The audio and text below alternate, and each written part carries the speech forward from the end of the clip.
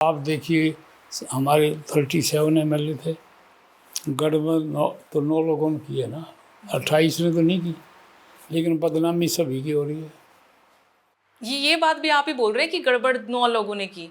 आपकी पार्टी में ही कुछ लोग ऐसा बोलने वाले हैं, चाहे भूपेंद्र सिंह हुड्डा हो, राव नरेंद्र हो, बड़े पद पर हैं दोनों ही, वो कह रहे हैं कि गड़बड़ हुई नहीं है, बीजेपी ने गड़बड़ की उन 4 लोगों ने।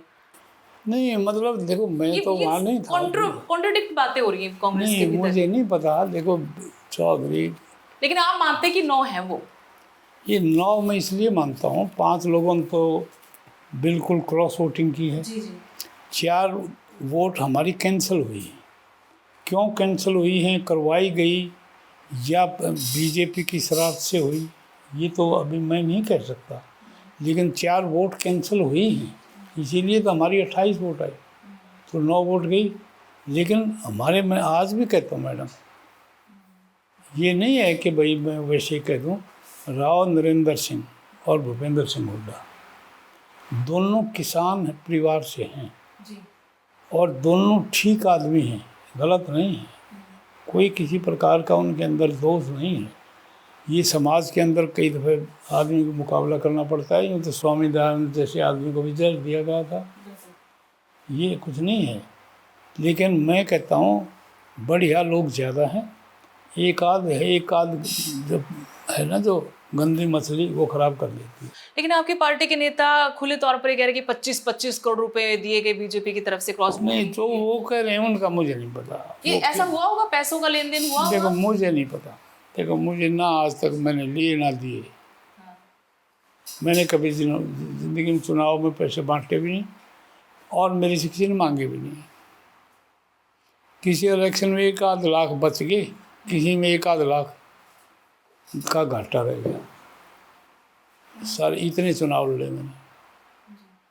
अब मैं पूछना चाहती हूँ कि हर नेता जो कांग्रेस आज छोड़कर जा चुका है या कुछ अभी कांग्रेस में है लेकिन वो छोड़ ही चुके, जब वो बगावत पर हैं, वो कहते हैं कि एक ही लीडर की चलती है, सब उसी के इन्फ्लुएंस में काम करते। दबाव भूपेंद्र सिंह हुड्डा राव नरेंद्र को लेकर भी यही बोलते हैं कि उन्हीं के इशारों पर काम हो रहा है। आपके ऊपर भी ऐसा प्रेशर है? ये सच्चाई है इस बात में? नहीं, मेरे ऊपर कोई प्रेशर नहीं।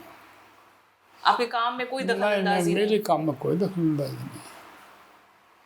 और मैं तो कहता हूँ, हम तो पहले दिन जिस दिन मीटिंग हुई अनुशासन समिति की, उसी दिन मैंने सबसे हमने बात की थी कि भाई हम, क्योंकि कोई यूँ तो है नहीं, वैसे ही किसी को कोई न कोई तो किसी को स्पॉन्सर करता है।